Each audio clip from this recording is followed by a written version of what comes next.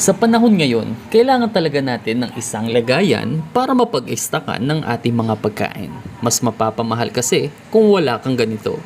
Isang refrigerator na mapagkakatiwalaan sa larangan ng food storage. Kaya samahan nyo kong i-unbox at bigyan ng quick look ang isang Panasonic refrigerator single door with the model of NR-AQ151NS 5.2 cubic feet.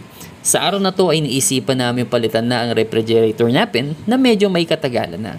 Since 3 lang naman kami sa aming bahay, ang aking asawa, ako at si Max, na pagdesisyonan nga namin na maliit lang ang bibilihin namin. Ito nga pala yung tropa, kaibigan ko na si Boss Bob. Masasabi ko napakaswerte ko kasi meron akong tropa kagaya niya. Pag in-explain ko pa kung bakit ako swerte sa kanya, medyo aabutin tayo ng siyam-siyam. Kaya balik na tayo sa topic natin na Panasonic refrigerator.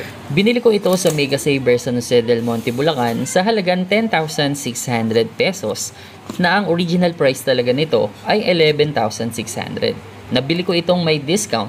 Sobrang bait at maasikaso din ng mga staff nila dito at binigyan pa ako ng freebies na punasan ng kamay.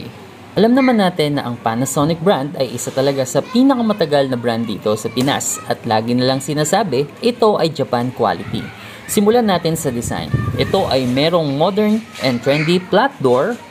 Ayan, so wala na siyang hawakan at nandito na siya sa pinakataas.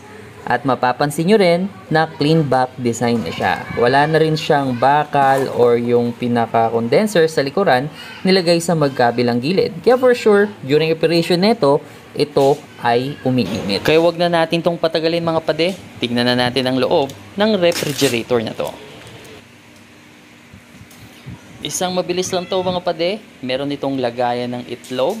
Ayan. So kung mapapansin nyo rin, meron na rin tong odor control filter para laging mabango yung refrigerator natin at 3 layers na lagayan ng mga batters at kung ano-ano pa.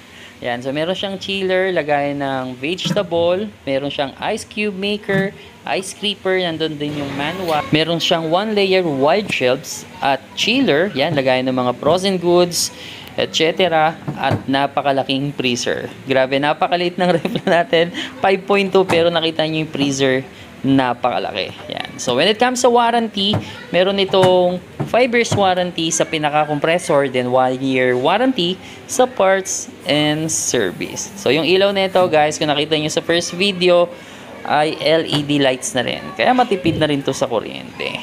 So yun lang mga pade, sana nakatulong to sa mga nagbabalak bumili ng ganitong klaseng refrigerator.